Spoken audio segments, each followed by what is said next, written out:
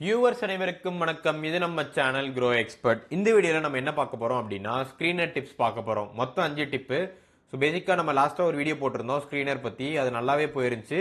And நிறைய பேர் அந்த சீரிஸை கண்டினியூ பண்ணுங்கிற மாதிரி சொல்லவும் செஞ்சுருந்தீங்க. அதனால வீக்லி ஒன்ஸ் வந்து ஸ்க்ரீனரில் எப்படி ஸ்டாக் பிக் பண்ணுறது அப்படிங்கிறது டீட்டெயிலாக பார்க்க போகிறோம். பிகினர் கைடு தான். ஸோ ஸ்லோவாக தான் ஸ்டார்ட் பண்ண போகிறோம். நீங்கள் இந்த சீரிஸை ஃபாலோ பண்ணிட்டு வந்தீங்கனாலே ஸ்க்ரீனரில் எப்படி நல்ல ஸ்டாக்கை பிக் பண்ணுறதுங்கிறதுக்கு எக்ஸ்பர்ட்டாக மாறிடுவீங்க. இம்பார்ட்டன்ட் டிஸ்க்ளைமர், நாம செபி ரெஜிஸ்டர்ட் அட்வைசர் கிடையாது. இந்த என்டையர் வீடியோமே எஜுகேஷனல் பர்பஸ் காண்டி மட்டுமே. இது வரைக்கும் நம்ம சேனலை சப்ஸ்கிரைப் பண்ணலனா share market, career, wealth, growth ரிலேட்டடான கண்டென்ட் தெரிஞ்சுக்க நம்ம சேனலை மறக்காம சப்ஸ்கிரைப் பண்ணிருங்க. ஸோ இந்த இதில் நம்ம என்ன பண்ண போறோம் அப்படின்னா, வீடியோ பார்க்கறதுக்கு முன்னாடி ஸ்க்ரீனரை ஒரு பக்கம் ஓப்பன் பண்ணி வச்சுக்கோங்க. நம்ம சொல்ற queries நீங்க டைப் பண்ணி பார்க்கலாம். அது லிஸ்ட் ஆஃப் ஸ்டாக் தரும். அந்த ஸ்டாக்கை எப்படி கொஞ்சம் கொஞ்சமா ஃபில்டர் பண்றதுன்னு பார்க்க போறோம். ஸோ நாம இன்னைக்கு 5 ஸ்க்ரீனர் queries பார்ப்போம். குவாலிட்டி காம்பவுண்டிங் ஸ்டாக்கை எப்படி எடுக்கிறது, எஃபிஷியண்டாக பிஸ்னஸ் ரன் பண்ணுற ஸ்டாக்கை எப்படி பார்க்கறது, வேல்யூ பிக்ஸ் எப்படி எடுக்கிறது, dividend player, rock solid balance sheet, இது எல்லாத்தோட ஸ்க்ரீனர் queries பார்த்துட்டு அதுக்கு அகேன்ஸ்டாக 3 ஸ்டாக் மட்டும் பார்ப்போம். அந்த ஸ்டாக்கை இன்டெப்த்தாக பார்க்க மாட்டோம். ஜஸ்ட் ஹை லெவலில் இப்போ கன்சிடர் பண்ணலாமா இல்லை வெயிட் பண்ணலாமா அப்படிங்கிற பாயிண்ட் ஆஃப் வியூவில் மட்டும் பார்க்க போகிறோம். ஸோ ஓவரால் டேரெக்டாக வீடியோக்குள்ளே போயிடலாம். ஃபர்ஸ்ட் நம்ம பார்க்க போகிறது quality compounder. So quality compounder பொறுத்த வரைக்கும் நாம குவாலிட்டி ஃபோக்கஸ் பண்றதுனால சேல்ஸும் ப்ராஃபிட்டையும் ஃபர்ஸ்ட் ப்ரையாரிட்டைஸ் பண்ணணும்.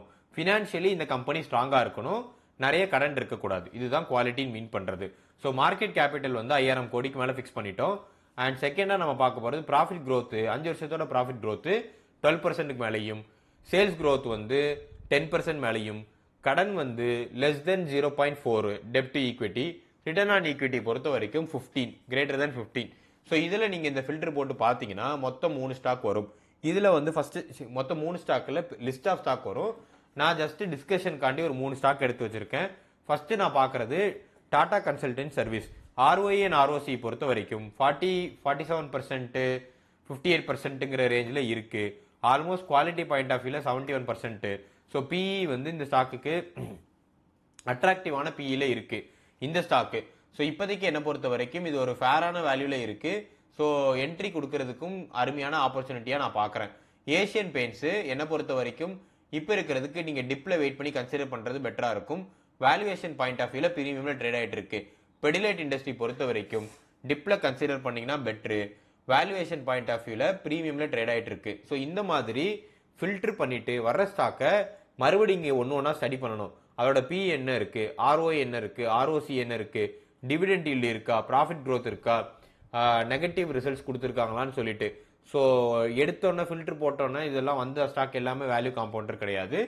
ஸோ இது வந்து பிகினருக்கு பண்ணுற வீடியோனால ஜென்ரலாக ஒரு நல்ல ஸ்டாக் பிக் பண்ணுறதுக்கு ஸ்க்ரீனர் queries வந்து நிறைய டைப் பண்ணுற மாதிரி இருக்கும். பிகினருக்குங்கிறதுனால நம்ம கொஞ்சம் கொஞ்சமாக கற்றுக்க ட்ரை பண்ணுவோம். அடுத்து நம்ம பார்க்க போகிறது ஹை எஃபிஷியன்சி பிஸ்னஸ்.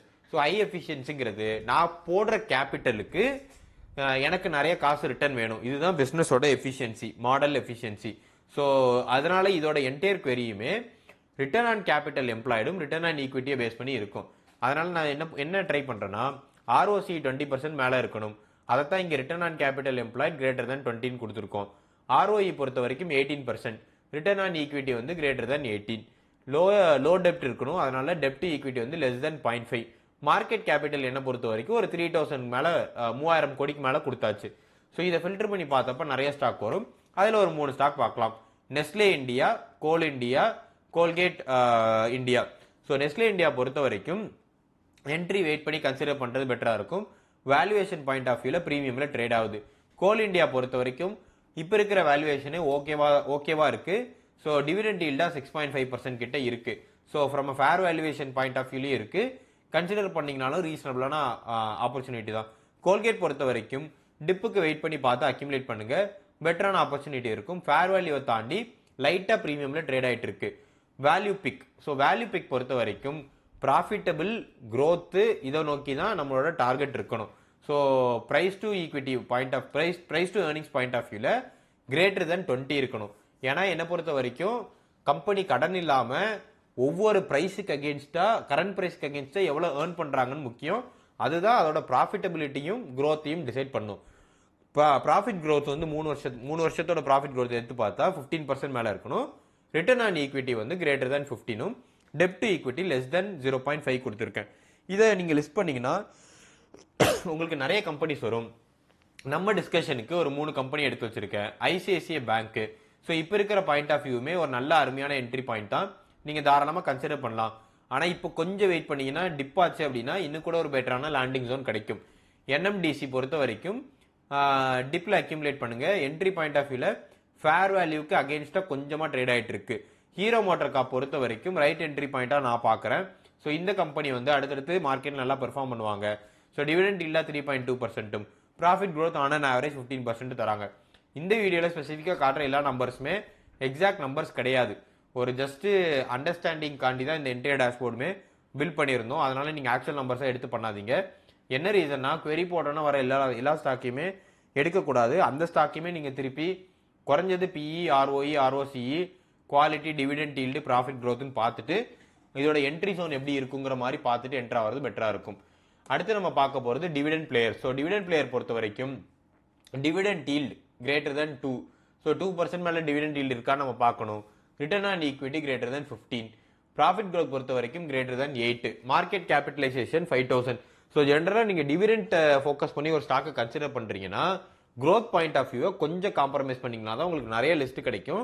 அதுக்கப்புறம் கொஞ்சம் கொஞ்சமாக ஃபில்டர் பண்ணிட்டு போங்க.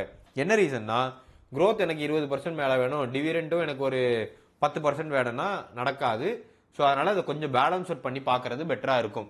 ப்ராஃபிட் மார்க்கெட் கேபிட்டல் வந்து 5,000 crores மேலே வச்சிருக்கோம். இதை எடுத்து பார்த்ததுல ITC, Hindustan zinc, ONGC. So ITC பொறுத்த வரைக்கும் க்ரோத் வந்து ரொம்ப ஸ்லோவாக இப்போ போயிட்டு இருக்கு.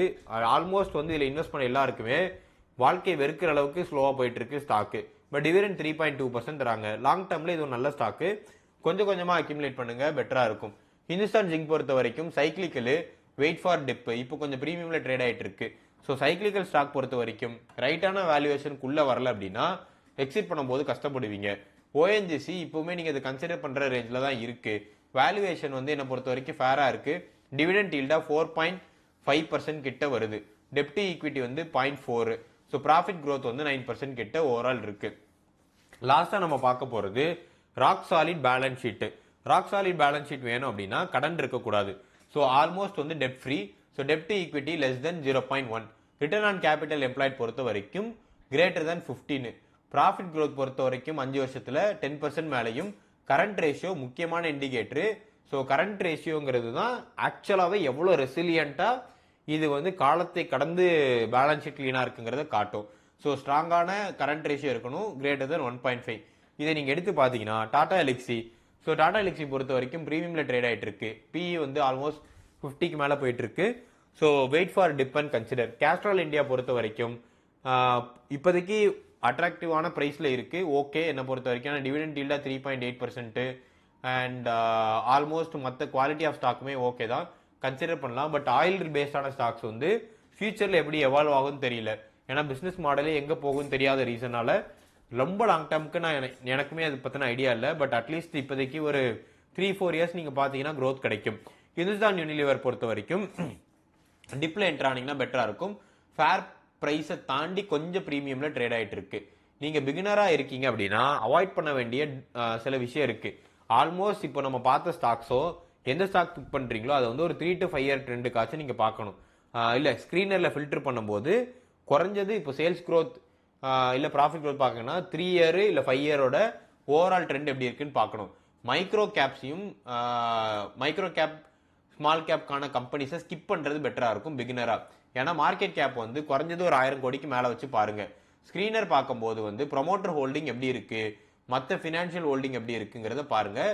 பிரைஸ் வந்து நம்ம இப்போ ஒரு ஸ்டாக்கு கொடுக்குறோம்னா அந்த பிரைஸ் அந்த ஸ்டாக்குக்கு அந்த வேல்யூவேஷன்ல அந்த டைமிங்ல ஓகேவான்னு பாருங்க. கடன் இல்லாத ஸ்டாக்கா பார்த்து என்ட்ரு ஆனீங்கன்னா பெட்டரா இருக்கும். ஸ்கிரீனர்ல query நீங்க சேவ் பண்ணி வச்சுட்டு அப்புறமா கூட வந்து நீங்க செக் பண்ணி பார்க்கலாம். ஸோ ஒவ்வொரு தடவையுமே நீங்க திரும்பி திரும்பி இதை வந்து டைப் பண்ணணுங்கிற அவசியம் கிடையாது. ஓவரால் இந்த வீடியோ உங்களுக்கு கண்டிப்பா பிடிச்சிருக்கு நம்புறேன். இந்த வீடியோ உங்களுக்கு பிடிச்சிருந்துச்சு அப்படின்னா இந்த மாதிரியான ஸ்கிரீன் டிப்ஸ் தெரிஞ்சுக்கிறதுக்கு டிப்ஸ்ன்னு கமெண்ட் பண்ணுங்க. ஸ்பெசிஃபிக்காக இந்த வீடியோ லைக் பண்ணிருங்க. உங்க இன்வெஸ்டிங் ஃப்ரெண்ட்ஸுக்கு ஷேர் பண்ணுங்க. உங்களுக்கு ஏதாவது கமெண்ட் இருந்துச்சுன்னா கமெண்ட் பண்ணுங்க. இது வரைக்கும் நம்ம சேனல் சப்ஸ்கிரைப் பண்ணலாம், சப்ஸ்கிரைப் பண்ணிருங்க.